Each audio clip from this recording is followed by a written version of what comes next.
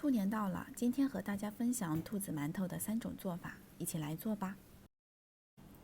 准备一个大盆，里面加入360克面粉、3颗酵母粉，一起搅拌均匀。再加入170毫升的温水，搅拌成絮状，用手揉成光滑的面团，盖上保鲜膜，在温暖的地方发酵40分钟。发酵成功的面团拉开是呈蜂窝状的，将发酵好的面团拿出来揉搓排气，搓成一个手腕粗的长条，分成大小相等的面剂。再将所有的面剂揉成光滑的面团，盖上保鲜袋，防止风干。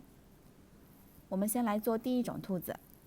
取一个面团搓成细长条，搓好以后对折起来，把底部往上翻，翻到中间位置，把背部捏紧。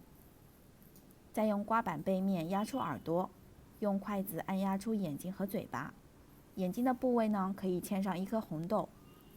接着用叉子按压出脚丫，最后把背部压成三角状，做出尾巴就可以了。我们再来做第二种兔子。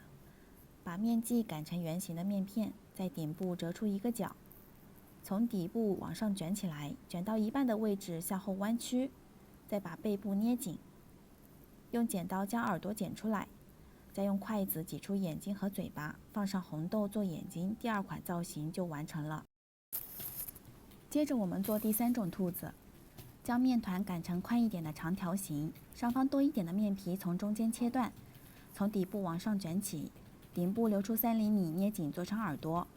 卷好的面皮向后弯曲捏紧，用筷子按压出眼睛，在眼睛的地方嵌入红豆装饰一下，第3款造型就完成了。全部做好以后，把兔子放入蒸箱2次发酵，旁边放1碗水，增加湿润的环境。发酵以后把碗取出，100度蒸上15分钟就可以了。这样我们兔子馒头就制作完成了。你喜欢哪一种呢？